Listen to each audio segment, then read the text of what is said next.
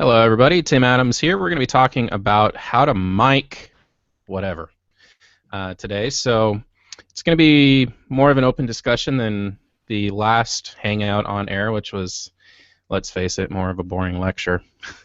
So a lot more interaction, a lot more discussion, and we're just going to start it right off. So a lot of us techs that have not had maybe the training that some of the more proficient technicians have had really don't understand when we're thrown into a situation. Let's say it's the last second, 5 minutes before the program starts, and we're told, "Oh, by the way, you have a violin that's going to be playing in the band today, or up front today," and we'd really like to be able to hear that. How in the world are you going to mic that? Or how do you mic a piano, a banjo, a brass instrument, percussion, that kind of thing?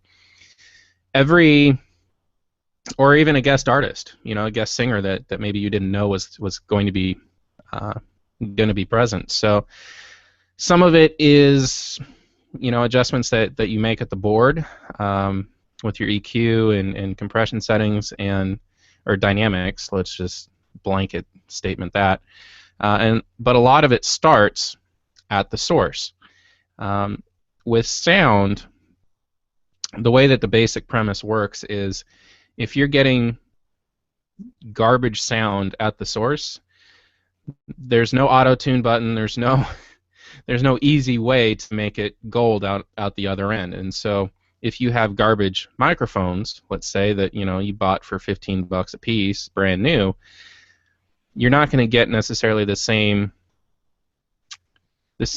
quality of sound out to the speakers or to your recording, wherever your sound ends up as a destination, as you would, say, getting kind of the industry standard Shure Beta 58.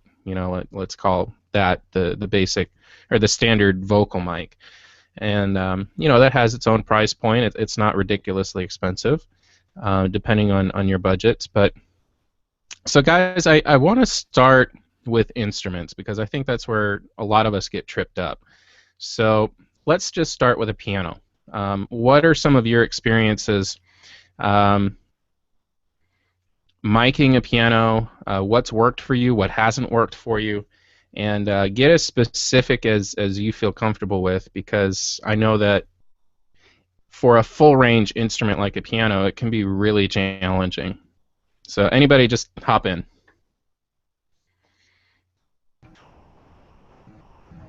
I guess I'm no expert at miking pianos. In fact, I still have yet to find the right way to do it. But one thing I found is um, get a good feel of what the term bass proximity effect would be. So like the closer your mic is to your source, the more fuller it's going to sound. Because if you just shove a mic up against the back of your upright piano, you're going to find it's feeling really big and boomy and full. Um, I always try and put two mics on it. Um, and I mean, honestly, I can't tell you which I like better, miking the back of an upright or opening the top and shoving them in. But the two mics really help to pick up the low notes and then the high notes. This is my method of miking. Um, Try and use a condenser mic because that just tends to pick up things a little bit better.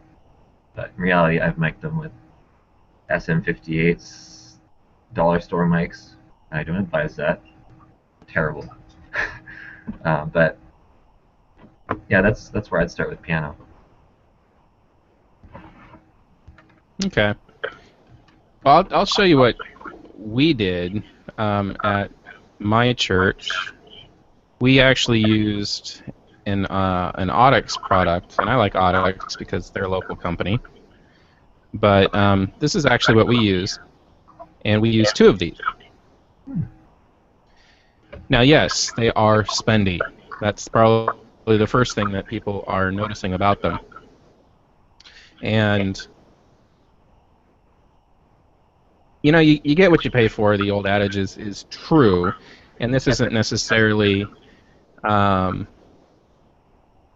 the only or the best solution for miking pianos.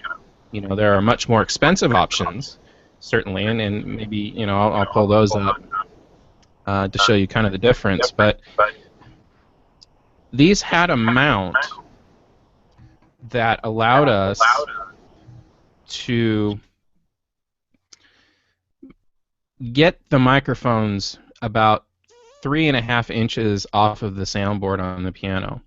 And we mounted these probably about at the 1/3 and 2/3 positions. So it's about halfway between the highest note and middle C. And that allowed us to capture kind of the high mids. And then we also did that on the same below middle C for the lows and the low mids. And I remember very specifically the first service that we had after I installed these, because I was responsible for finding them, buying them, and installing them.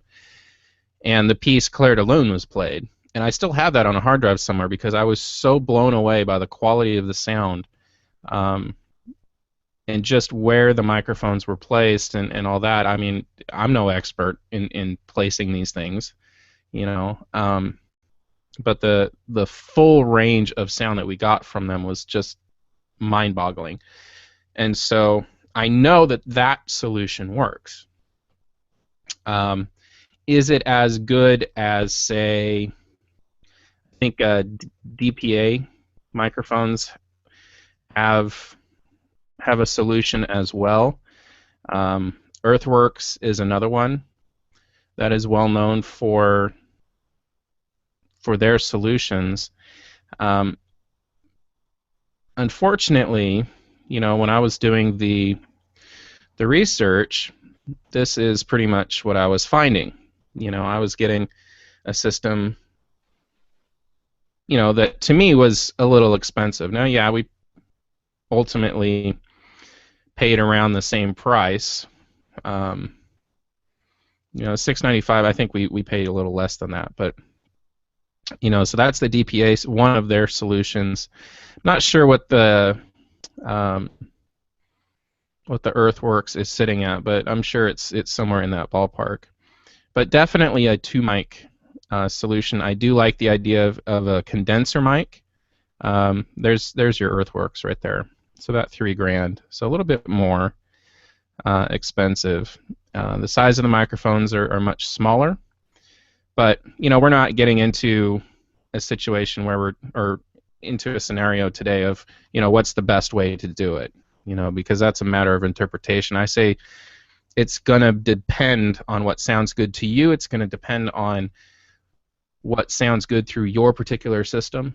I don't think, there's certainly wrong ways to do it. For a long time, we had a condenser mic underneath. Okay, so the base of the piano is here, and we had a condenser mic just pointed up at the soundboard, and that kind of worked. And then our solution after that was we took an omnidirectional handheld dynamic microphone, put it on a piece of foam inside the cabinet on top of the soundboard, and that's what we used for like 2.5 years. And it worked relatively well, but there was a definite difference as we tried different things. And I would say don't expect to get it perfectly right the first time. We're sharing what we've experienced to work really well, or not necessarily really well, depending on how the rest of this hangout goes. And we really, I think I speak for all of us when I say we really want you to learn from our mistakes, from our experience, so that you're not throwing money down the drain. So, Paul, I know audio is not really your strong point. It's not your bailiwick, but do you guys have a guitar, or I'm sorry, a piano that you use, or are you guys on a keyboard? Both.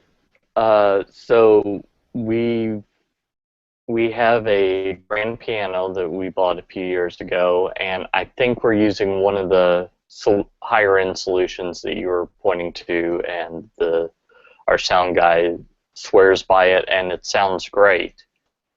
So that's one possibility. I've seen when I was in seminary, I think this is where I saw it. Someone took an SM58 and just put it up kind of above the pedals on the little pedestal there, kind of generally pointing in the vicinity of the soundboard. And it didn't sound like children were being killed, but I don't know that I'd recommend it necessarily. The one thing that I'm curious about, because I actually just got this email today, someone asking about how to do this, and I'm not sure, given the specifications, that it's possible to get what she's looking at getting.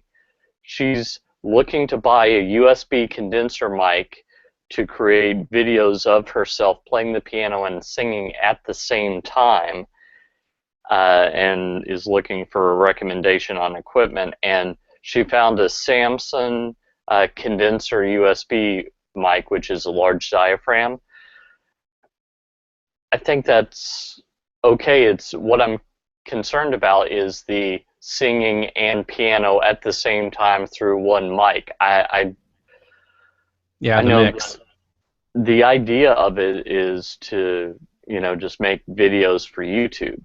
So it's not going to be CD quality, mastered, beautiful, but I'm wondering if there's not a better way to do it. I think if it was up to me, I think I'd rather put like an SM58 near the soundboard and then have another one on a boom close to the person's mic and then close to the person's mouth, and have something like one of the little Behringer boards and do some mixing there, or at least record stereo and record left voice, right piano, or whatever, so that you can go back and tweak it a little bit. I know that that's not going to be super cheapo. I've found a USB headset that works, but I don't know that you're going to find anything super cheapo that's going to do what she wants to do. So I thought I'd throw that out. Yeah, let's take that on. I think we've covered pianos pretty well. So in that situation, what I would recommend, depending on the software that she's using to record, I would actually do two passes at it. I would do one pass, one take basically that's piano only, and then I would do another pass that's vocal only. With, like I said, depending on the software, she should be able to play and record at the same time, so she can play the piano track while she's recording her singing to that track. And I believe they call that process backtracking, but that would be the way that I would recommend to get the best quality. It does take a little more time, but if it's a time versus equipment investment argument, then I think the time side wins every time, because even if it's only for YouTube, I mean, YouTube kind of gets a bad rap. Let's be honest. Well, it just needs to be YouTube quality, which implies that what goes on YouTube, one, isn't, or what we find on YouTube isn't quality content, number one, and number two, it doesn't have to be quality content because YouTube has that that reputation. My argument would be, make it the best that you can, because if you make it the best that you can and the rest of the stuff on YouTube is garbage, then your stuff's going to stand out. That's just my thought. But it really depends on how much time you want to invest in that. I mean, USB mics are great. I've got this microphone. It's a Behringer B1, not the highest quality studio diaphragm mic, but it works. I mean, you guys can hear me clearly. It's not really coloring my voice too much. And that's going. The XLR cable is going into a what's called an icicle, and that's just an XLR to USB converter. So it's similar to what she is looking for. It's just, I've had this mic running through a soundboard and in through a USB adapter, and I just decided I wanted to take the soundboard out of it because I don't need it. That would be my recommendation. I don't know. Does that sound reasonable? And maybe I'll jump in here. And that's totally the way I would do it. As you're talking, I'm agreeing with everything, and I'm also thinking about kind of the flip side, like how else can you do that? Sure. And I think, like, if this is someone who's more musical than they are technical, they need something that's simple, and an omnidirectional mic and a quiet room, I think could serve purposes as well. You'll lose quality in some areas. Like if you have the omnidirectional mic closer to your mouth, it's going to pick up more of your mouth than the piano. But if you play the piano loud enough, it might work. I think both ways work. One way you're going to be doing a little bit more work after the fact. The other way you got to play around with it a little bit with the omnidirectional mic and find out what works best. But then once you have it, you can just, if you're happy with it, you post it to the web. But I wouldn't do it necessarily that way if I had to put up a good quality product. I'd want a good mic for my voice and a good mic for my piano, that kind of thing. Yeah, I agree. The issue that I think of is, particularly with an Omni, is that even in a large room, let's say a 50 by 50, a piano, I think, is going to acoustically fill that space a lot more easily than your voice. And so, even if the omnidirectional is right here, I still have to be at the piano playing, and the amount of sound, because it's Omni, picks up everything around it equally well. I think the piano's still gonna overpower it. But again, try it. If you already have the mic or you want to invest in that mic, it's going to be a good mic. I don't see the issue with that. I think just the process is what maybe needs to be looked at, depending on what the end result or the end goal is that you want to do. Yeah, and she's technical. I don't know exactly what her area of expertise is, but she runs a church tech blog, so that's how we're connected. So it could be that, like me, she's more video or more web or one of the other tech disciplines, and so I'm writing a podcasting thing for her, and so I think that's why she reached out to me. But I know, if she said, "Hey, let's start a podcast," the ATR 2100 is getting a lot of positive buzz in the podcast community. Again, a USB mic. It's a dynamic, but when you're just doing the spoken word, you don't want to pick up like someone across the house dropping a pin, because you've got a condenser mic that's way more sensitive than your voice is putting out, So that's what I was thinking, but I pasted the link there in the notes for you guys to take a look at to see if you're familiar with it. I, of course, wrote back before I looked at the link, and I think that it's probably an okay mic for her situation, but I think maybe you make a very good point. Do 2 passes at it, play the music, then sing, and listen to headphones as you're playing, and maybe kind of fake that you're playing, or something like that. Since this is going on YouTube, I'm assuming it's going on YouTube as video, and maybe you shoot one pass when you're playing the piano, shoot one pass of your fingers on the keyboard, and then when you're singing, you shoot one pass of just maybe you at the piano, but not to where people can actually see the your fingers, and kind of cut those two together, since you're going to align them anyway. Right. And that would work too. Yeah, there's actually an Audio Technica USB mic that's cheaper, and I would trust Audio Technica much more readily than I would Samson.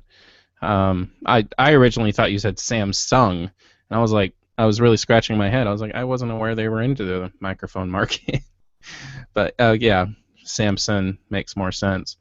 So, and I'll put these links on the event page so people can see what we're talking about. But yeah, I mean, again, it goes back to what is the end result? You know, what is it that she wants to do? How much work does she want to put into it?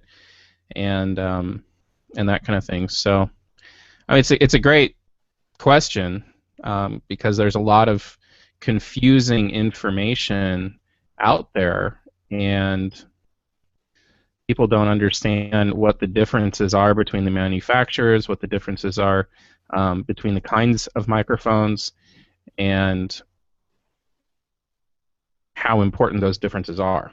You know, and it's through resources like what we're doing right now that information can be spread, you know, as it were. So let's Paul, are you good to go? Does that answer your questions? Great. Okay. Yeah. Perfect. I'm going to forward her that answer, and we'll go from there. All right. Perfect. All right. So let's move on to Daniel's suggestion of guitar cabinets. These are the bane of my existence as an audio operator, just because it's always a hassle to tell the guitar player that their guitar cabinet needs to be facing away from the audience because they like it usually behind them and facing the audience, which of course means me as the operator, I can't control their volume level, you know, if it's louder than my mix. So Daniel, I'm going to let you take the lead on this because I know that different cabinets have different requirements in order to get picked up. But let me explain the process here real quick. So the basic premise is an electric guitar or a bass guitar. Let's be honest. Can plug into what we call an amp. Basically, it's a speaker of varying size, and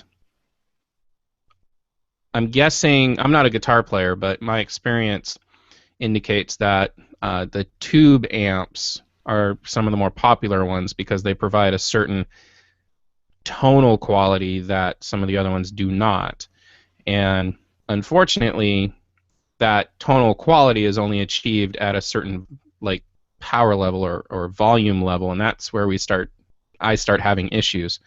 Because like just this last weekend, we had a guest band in as our worship leader was out of town, and the electric guitar player hooked up his what he called a small amp at 15-inch, you know, speaker size, and he proceeded to play a chord that just about knocked me on my tailbone because it was up so loud. Now, again, we're a mobile church. We meet in an environment that has a linoleum floor, brick walls. It's very, very live. So you don't have to play very loud, and so we did everything that we could think of to try and attenuate that. But because their output from the guitar is going into a speaker, basically, and the speakers usually don't have an output from it, we put a mic in front of the speaker to pick up the sound from the guitar, and then that goes into the system. Now, mic placement and mic selection can be a very hot topic between the guitar player and the audio operator. So with that disclaimer and that setup, Daniel, take it away. Wow, you kind of set me up for who knows what. Yeah, when it comes to guitars, like I'm not a guitarist, but I'm friends with some very particular guitarists. So I mean, sometimes I feel like I'm a guitarist with the amount of stuff that they talk. But the thing to remember is that first of all, guitar amps are very directional. They don't spread that sound very wide. So I mean, even if you're thinking, we'll point it out so that we don't have to mic it. You got to think, if you're in even just a small room, only half the room is really going to hear that at level A. Everyone else is going to hear either quiet, like a lot quieter, which is why I personally mic all my amps. And Tim mentioned facing the amp away. That's honestly, it's a huge thing, or it seems like a small thing, but it's huge. Sure, it blasted into a hard brick wall behind you, but it diffuses it. It makes things a little bit more bearable. But a little trick that I like to do is put a sound baffle behind the amp when it's facing away from the front of the stage. So it goes front of the stage, baffle, and back of the guitar amp. Because I find, especially with the open back guitar amps, you get a lot of sound coming out of the back, and it's not a nice sound. You put a baffle in the back, and you actually turn up that in the guy's monitor if he's got his own mix. Make him happy. You can hear more of the tonal quality, and you can control that sound right on the stage. And I mean, we're not even talking about what kind of mics you're going to pick, where on the cab you're gonna put that mic. We're just talking, what do you do with that amp? I mean, you've got to work with the sound on your stage, so you might as well make it a little more bearable. And I guess if we talk about where you're going to put that mic, I'm not going to talk about what mic to get, because honestly, I've used almost every single mic out there, and you can make a guitar sound like a guitar with almost any mic. It might take a little more work. But when you talk about positioning, if you have that mic right dead center of the cone, like if you look at it, you can actually see the speaker upline. If you put it right in the center, it's going to sound different than if you push it off to the edge of the cone. And I could go into a lot of detail about what sounds are where, but for the sake of the educational moment, I would say, next time someone's playing, put a pair of earplugs in, and actually stick your ear semi-close, so you can actually hear the tonal differences from when you're on the outside of the speaker cone to the inside. And read blogs about recording guys. Even though you're doing something for a live church, you can pick up a lot of techniques from recording engineers. And there's some guys who love to talk about what they do. I don't know, do you think I should go into more detail, Tim? You can go into as much detail as you want. You can talk about isolation cabinets if you want. Oh, those are my favorite thing in the world. I want some, man. I want some. We're looking at that actually at my church. Looking at the possibility of using isolation cabinets. What is an isolation cabinet? Essentially, it's either a box or a room. Can you just put up? Yeah. Some people have a whole room set aside. It's basically a soundproof or sound dampening enclosure for your amp. And your guitarist would love it, because you can tell your guitarist, crank that amp because it's not going to be as much of a deal. Um, at one of my last churches, they built an entire room for their guitar amps, and it was 3 walls behind the stage, and it was a bit of the technical, um, not a nightmare, but it took some work getting the runs back there. But once we were there, the sound quality actually skyrocketed because all of a sudden our talented musicians were able to get the proper tone out of their mic or out of their amp. Um, but if you've got a small stage, it might be tricky to do it. But I mean, heck, there's articles online about how to make a DIY sound baffle. Basically, a wood frame, pack it full of rock solid insulation, and then put fabric over it. I mean, you can look at stuff like that. It depends on how much work you want to put into it, what your application is. It's definitely not a one-size-fits-all kind of solution. Yeah. Yeah, really, I think where a lot of people fall short is they don't know what this stuff is called. You know, they don't understand the importance of, you know, the guitar player being so picky and finicky about the quality of their sound, because for them it's not about necessarily ego. It's about doing their best. And I think if everybody has that goal of providing their best, then it makes it a lot easier to work together. And me as an operator, I struggle with this all the time. And that is my natural tendency to think that because I'm the audio mixer, the sound operator, that, you know, it's my job to do everything related to sound. And so I tend to get a little control freaky. Let's be honest. And so that can make me somewhat touchy when somebody pushes back and says, well, I need it to do this because, you know, that's what I need. A better approach for me would be, instead of the guitar player saying, well, it needs to be that loud, and me saying, well, no, it's not going to be that loud because I said so, a better approach for me would be, okay, well, tell me why. You know, ask that clarifying question so that you're not attacking them and you're not getting attacked. You're approaching it from the standpoint of, okay, let's figure out a way to work together so that you don't have to compromise the sound and I don't have to compromise my sound.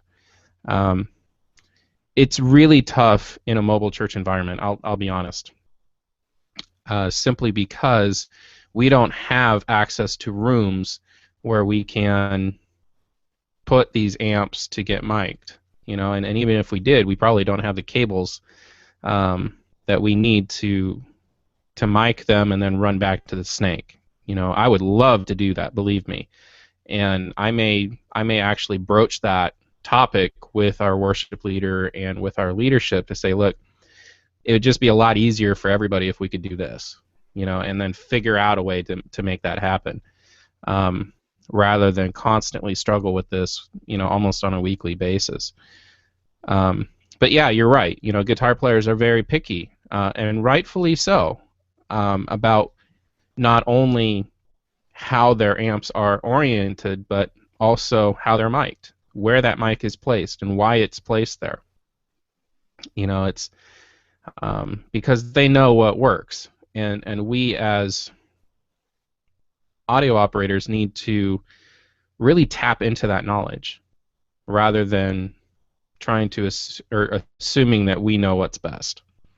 So that's my thinking on that. Did we cover that pretty well, Daniel? I think so. I mean, it's such a big subject. You could do almost like 3 different series on how to deal with guitars and miking it, but I think it's a good basis of where to start anyway. Sure. And everybody's going to have their own experience. So definitely use our experience, our stories as a foundation. But what works for us isn't necessarily going to work for you. But yeah, I would second your thoughts that if you have your own building and you have a room that you can put the amps in that nobody's using during the service, that's the way to go. Definitely the way to go.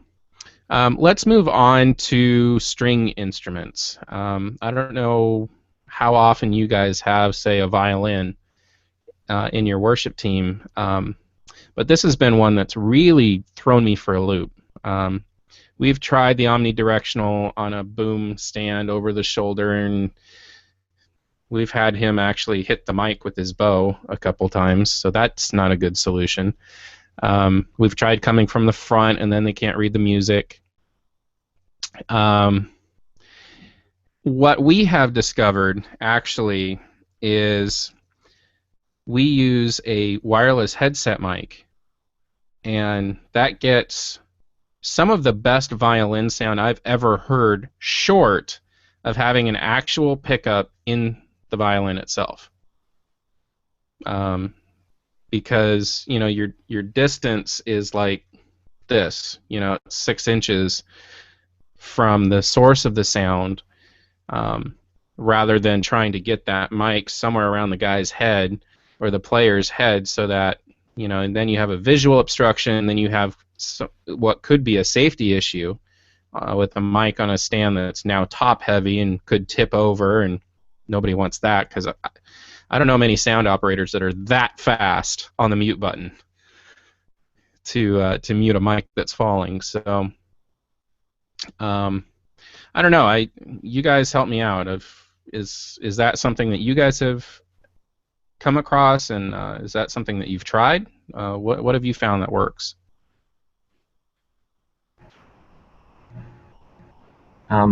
Yeah, like here at our church, we use just a condenser over top, and we come off to the violinist's left, and it works. But honestly, and I'd never actually thought of using a headset mic for a violin, and I kind of like it because it gives you the same sound that the violinist is hearing. But what I've had the privilege of using is called a Countryman ISOMAX mic. It looks like a lav, and it can be used as a lav, but it's really a very, very versatile microphone. They come in either wireless forms or a cable form, like you see on Tim's screen. And what I like about them is they've got a clip, and you clip it right on the bridge of the violin, and you can't get any closer.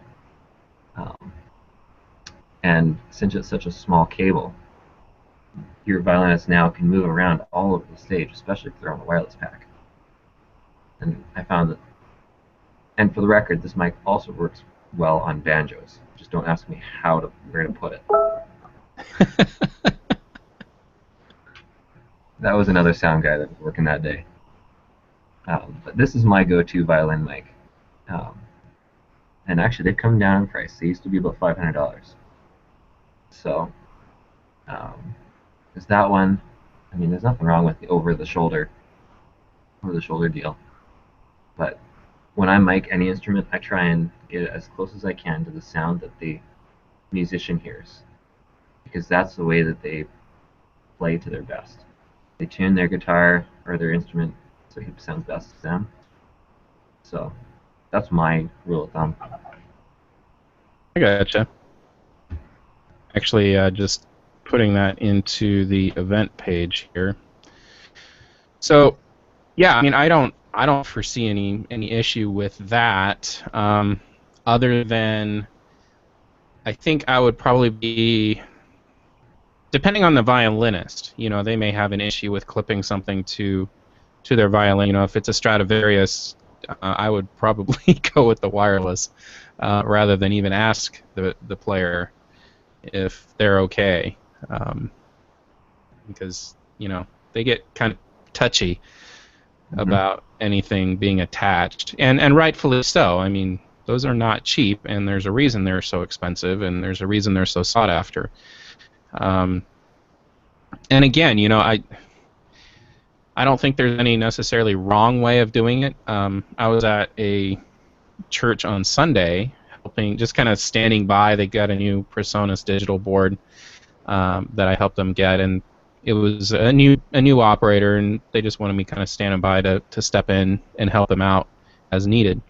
And they had a violin, and he had a condenser on a stand, and plugged the headphones in, soloed the channel, and we were actually picking up everything else on the stage more clearly than we were the violin. And the violin was like, I don't know, 18 inches away from it, which really threw me for a loop, because generally speaking, I would have assumed that the violin would have come out a lot more clearly.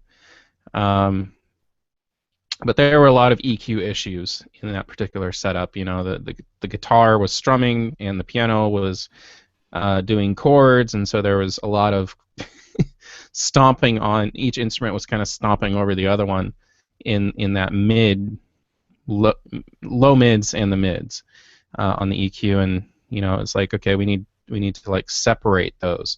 So if the pianist is playing chords, then the guitarist needs to be strumming. Or picking, I should say, instead of strumming.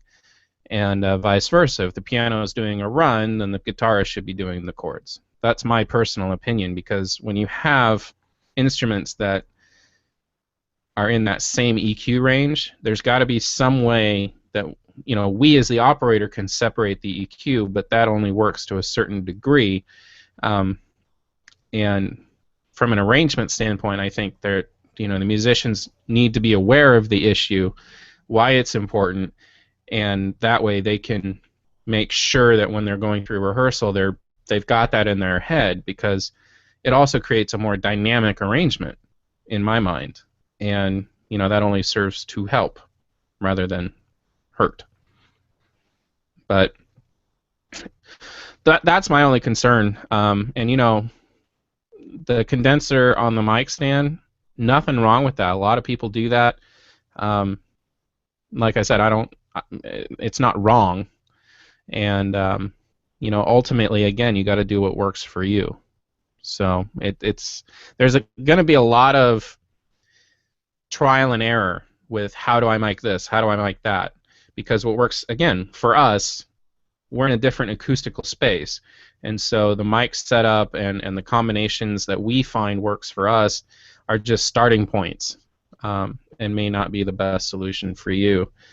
How about brass instruments? This one always kind of throws me a little bit, because in my experience, you don't really need to mic brass instruments, because brass players like to play loud, and they tend to overpower everything else. I don't know if brass instruments can play quiet. But will they? That's the question. And I can say this, I was a tuba player, so I have a platform to stand on. Paul, what do you think? You guys have any brass instruments at your church? Sometimes. Depending on the song, we'll pull out a slide trombone, a trumpet. I've even seen a French horn or a tuba on occasion. I think maybe it's probably the same as miking drums, that maybe you mic them and you take some sort of precaution to lower their volume so that you have control, because otherwise you have no control whatsoever if you're sticking with purely acoustic. That's the advantage of electronic instruments is, no one likes V drums except for the sound guy that now can make them absolutely quiet or really, really loud or anything in between based on how the mix needs it to be, not the feeling of the person playing. And I think brass is the same way. So we've occasionally used a wind synth, which you may or may not have heard of as a kind of a wind-blown electronic instrument, and that's really nice from the control standpoint. But um, I think you're right. Depending on the room, Tim, if it's a brass instrument, you may not need to mic it technically, but if you were to somehow place them so that most of their sound does not go where most people are, and then use the mic'd input to bring that up to where you want it, as opposed to telling them, oh, I know that in order to get the tone you're looking for, you think that you need to blow loud, but if you do, no one can hear anything other than you. So that's just how I see it, I suppose.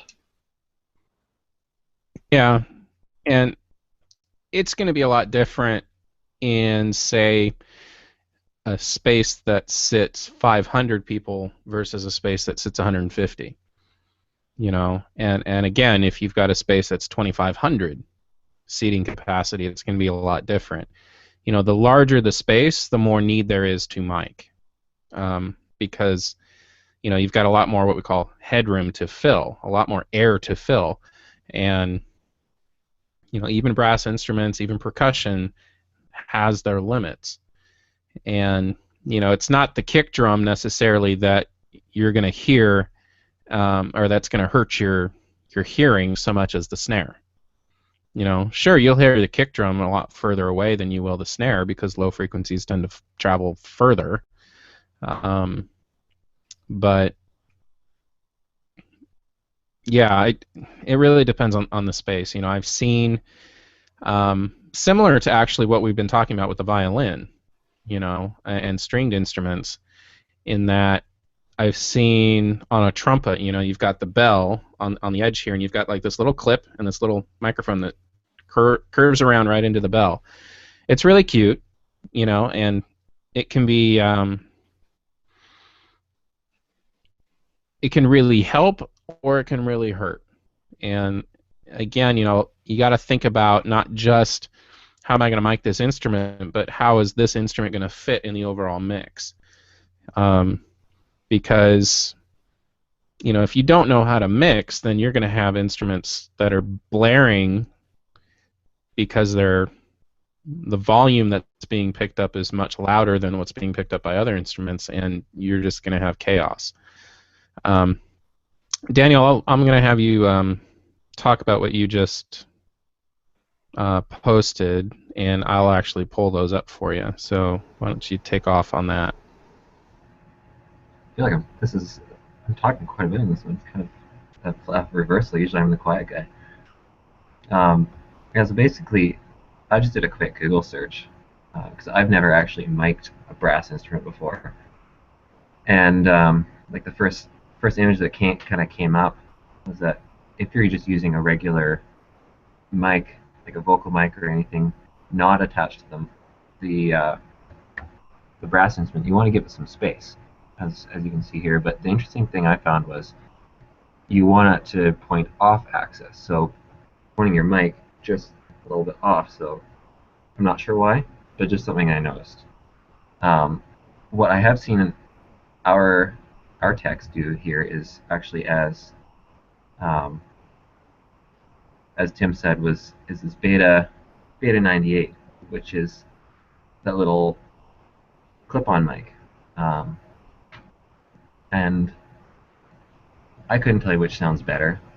I would assume that this is, again, if the musician's okay with you putting something on their instrument, I would assume this is a little bit more fun for them to play because they can move around a little bit.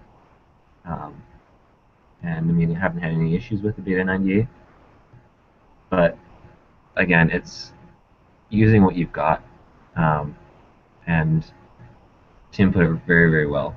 If you don't need to mic it, don't mic it. Yeah. Yeah, let me talk about that actually, because there are situations where at my old church we had a full-fledged audio ministry. We had No, we actually had every channel split into our own separate soundboard. And there would be times, like with the piano, actually. The piano was only mic'd for us to record and send out to the live stream. It was not amplified through the PA system, because in that particular space, the acoustics were such that you didn't need to. You really didn't. Similarly, we had a large Rieger pipe organ, and they're really proud that it's the largest Rieger pipe organ on the West Coast, but whatever. We didn't need to close mic that. We didn't have to put mics like right at the pipes. We had hanging choir mics that served a dual purpose. We could pick up the choir and we could pick up the organ as well. And it wasn't for the sole purpose of miking the organ so much. It was just, it happened to work out that way that we could pick up both. Or if we had instruments that were not mic'd, for example, we had a symphony orchestra that was part of the church, and they would give concerts every once in a while. And you can imagine the visual obstruction and the logistical hassle of putting mics, throughout the orchestra so that we could get the very best sound. Well, this isn't a studio recording, so we can't do that. Like I said, logistically, people are getting up and moving, and they're rearranging. There's like quartets, there's quintets that are playing in this concert, so it just doesn't make sense. And so we had these hanging mics that could pick up the broad sound, the overall sound. We wouldn't be able to, say, pull up the violins in relation to the cellos, but that was okay because that wasn't the point. The point was to get as close as possible to the sound without, impeding the goings-on or the flow of the concert. And you know what? It worked. Nobody ever complained. We were able to be very low profile and still get a quality recording and get quality sound. And so, you have to, again, balance the overall needs of not only the tech but also the performers. So just because something is mic'd doesn't necessarily mean that it has to be amplified, I guess is my overall point. Yeah, you remind me of a good thing to think about when you're running a mix, is because if you've got 10 trumpet mics, just because you have it doesn't mean you have to use it. Sometimes the whole of the sound is better than a whole bunch of the individuals. I was just picturing what it would sound like if you mic'd an entire orchestra instrument by instrument, and it probably wouldn't sound anything like what you hear in soundtracks, because an orchestra is all these instruments, but it's a single sound, it's a single body essentially. So, well, yeah. And in a concert situation, you've only got one take at it.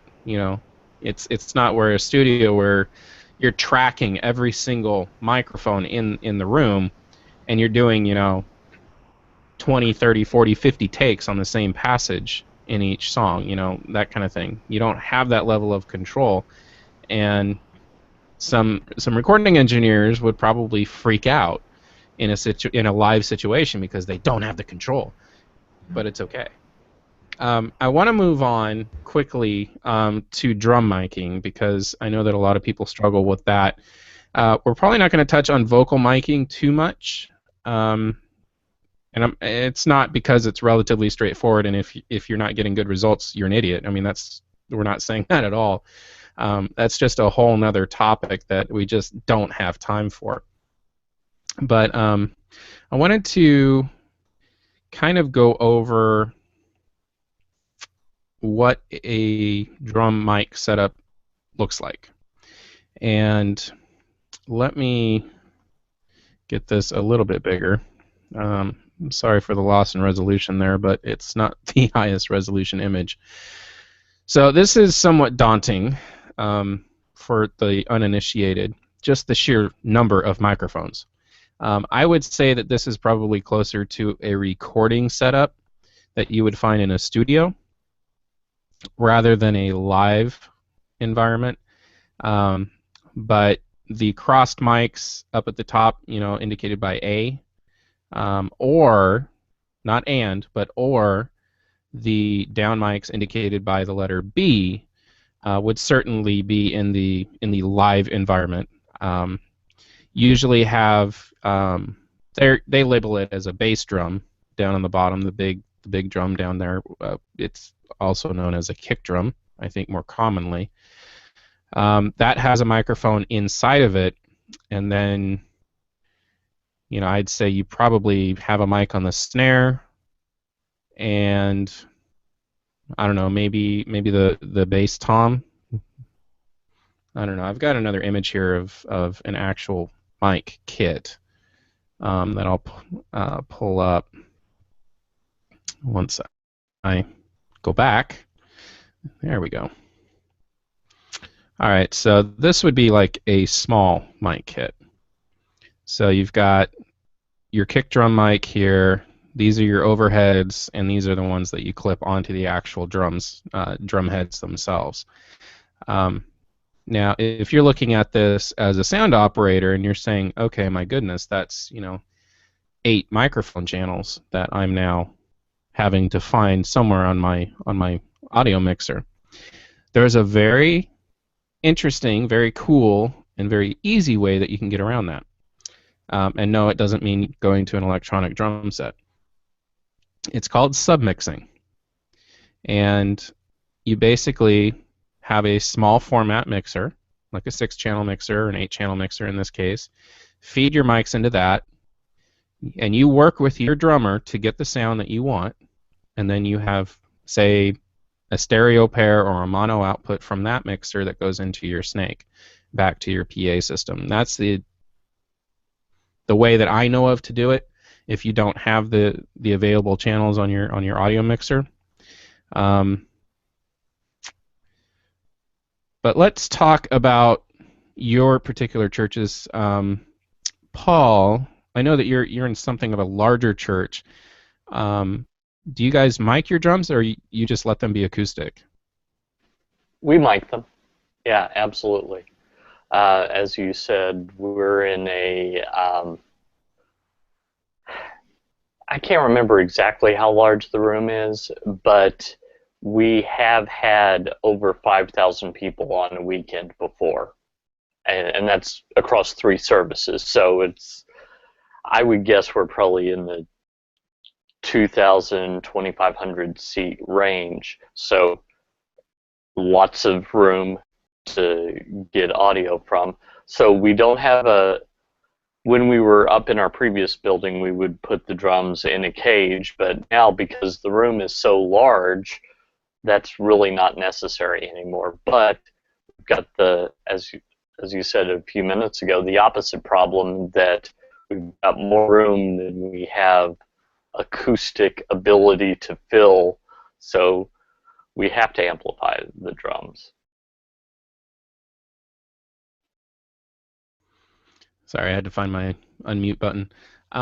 Yeah, yours is a perfect example of what I want to talk about before we go into kind of the acoustic situation, which is where I'm at. I don't know about Daniel. Are you miking them as well? Yeah, I do. Sorry, my brain is shutting down apparently. Yeah, we mic our kit. Okay, so you guys are probably using something like this, which has various names, but for sake of argument, we'll call it a drum shield. And you can build one of these yourself. You don't have to go out and spend the hundreds of dollars to get a real one unless you want to. I would definitely make sure that you have somebody that can actually build this instead of trying to DIY it. I mean, you certainly can if you have the time, but the purpose of this is very similar to the guitar situation that we were talking about before, where you're isolating the sound of, in this case, the drums, but it's similar that you're isolating the guitar amp or cabinet so that you can actually control the sound. And the unfortunate side effect of of a drum shield is that you have all that acoustical energy then being redirected right back at your drummer. And so usually the drummer in a situation where the drum kit is mic'd is the first person that has in-ear monitors, or at least hearing protection. I remember we were briefly, our mobile church was briefly in a room that we were able to mic the drums, and I think we put a floor wedge back there so that, and that thing was cranked up so loud it was ridiculous, but that was so that he could hear, because we didn't have the capability of doing in-ear monitors at that point in time. And so I don't know how, I think he wore earplugs is how he got around that, but just be aware that if you're going to use a drum shield, your drummer will very quickly realize that they are in need of some kind of hearing protection or in-ear monitors, or at least sound isolation. So you guys can just nod, but I'm assuming that both of you are using a system like this. No? Okay. Well, tell me about that then. What's the rationale for that? Well, we don't need it anymore. The room is so huge that it's just not necessary. We used one up until we moved into our current location, because the room was, a few hundred people versus a couple of thousand. So that's why the stage is huge. It's just not absolutely necessary anymore. And as you say, we want to try and protect our drummer's hearing. And even if one guy I know, he actually has molded in-ears, so he has really nice ones, but there are others that are they're more amateur in how they play drums, so they either have headphones and a kicker underneath their seat, but if you have just, oh no, I'll use my phone earbuds as their in-ears, which occasionally we have people that do that might be fine for someone who just wants to know they're playing the right notes and doesn't care as much about the tone. But when it comes to a drummer, you want their ears protected as well, because it's going to be real loud in there. So in a room where you don't have to have it, I think it's better not to, if you can get away without it, like we Absolutely. Absolutely. Now, before we move on to Daniel, you mentioned something called a kicker, and can you explain that for the people that don't know what that is? Yeah, so we ran into this problem when we initially put our drummer in the cage, that he just wasn't getting the feedback that he was used to. So we found this device that's, I think technically it's a transducer, and what it does is it reproduces the vibrations from the kick drum on his throne, on his seat that he's sitting on. So he gets a feeling that of the sound without it actually entering his ears. So it kind of helps the fact that we're trying to pull down the volume. So it's just one of those tricks. Right, right. And I am working on pulling up an image of probably one of the more ubiquitous ones, and you guys are going to laugh when you see the name of it. It is actually called the butt kicker, and this is more or less how it's used. So is this similar to what you guys have, Paul? I think so. I only saw it like once because I'm a video guy. I'm not a sound guy, but I think that I was around when someone was screwing that bad boy into where the drummer was sitting, and I think it looks like that. Yeah, so it's think of it as the device on your phone that vibrates when it rings, something like that. But it uses an actual audio input to do the vibrating. So yeah, I've never actually seen one. I've never felt one, but I can imagine it could be quite helpful. Um, so looks like Daniel has pulled one up as well. Let's take a quick gander at that. There you go. Pearl Throne Thumper. The names they come up with. So, Daniel, why don't you give us a quick overview of what your drum situation looks like? I mean, are you in a space that dictates that you don't need one as well?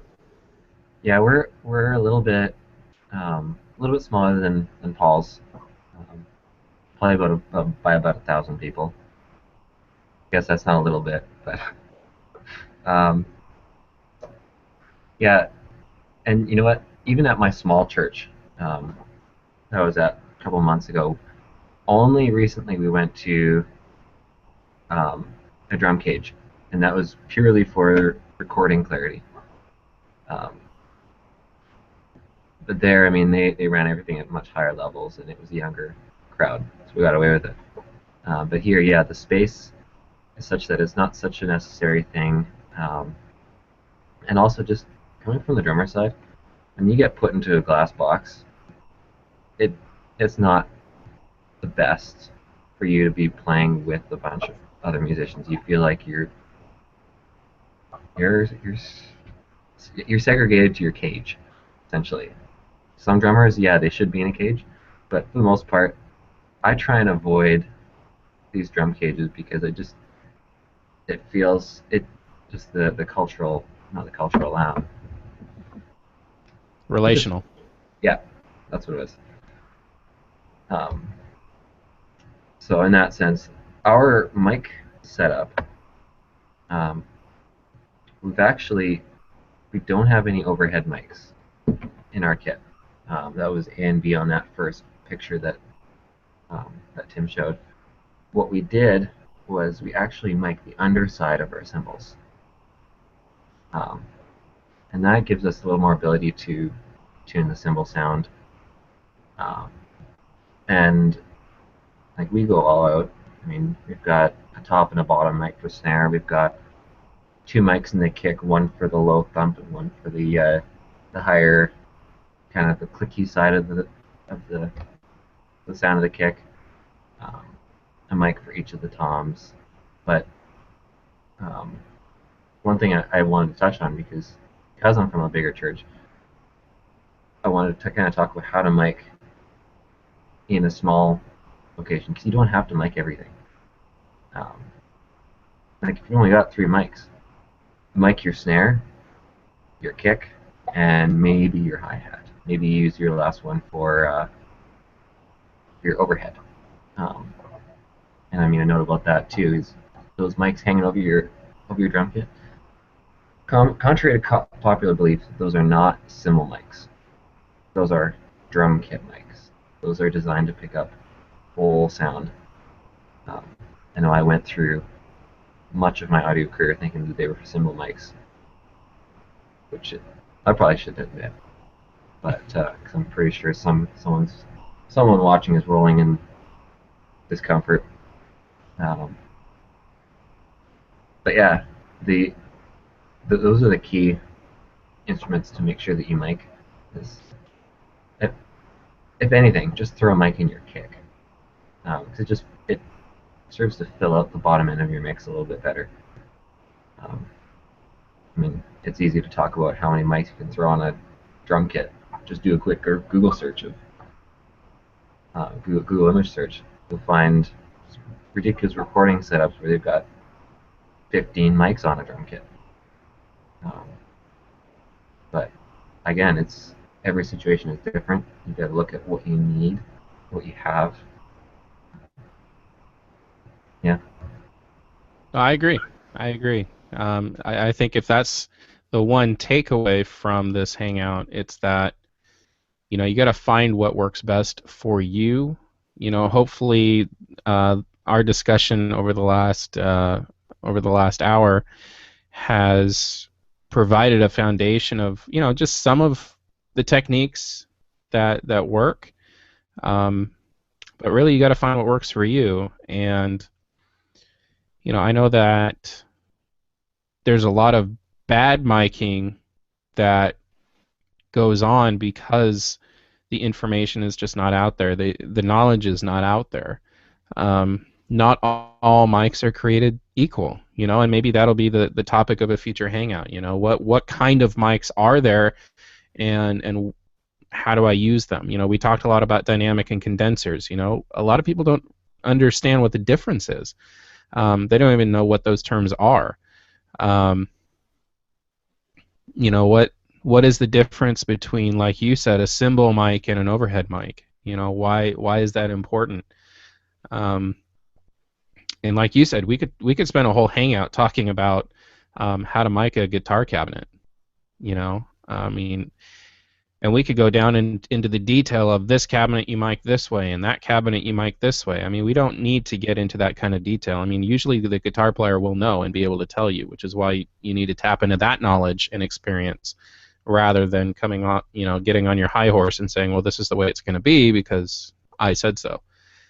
In church tech, there's no room for ego, honestly, because it's not about you. It's not about me. It's about doing what we can to glorify God, using our talents, our abilities, the blessings in our life to glorify God and to help others do that in as transparent a way and supportive a way as possible.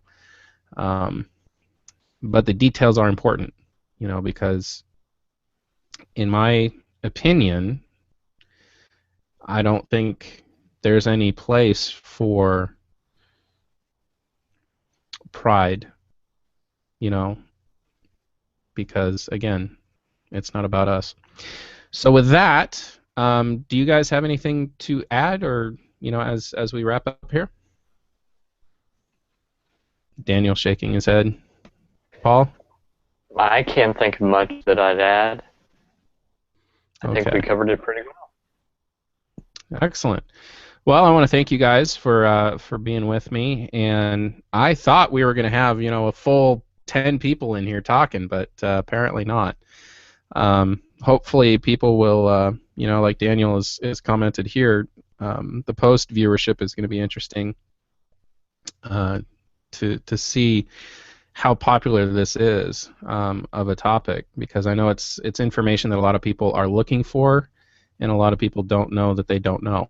So anyway, with that, we will see you next week, and not sure what the topic is going to be. I know that Charles is working on something, and I believe that is coming due next week. So as always, you can find us in Church Tech Community on Google+, and that's where the event is first posted.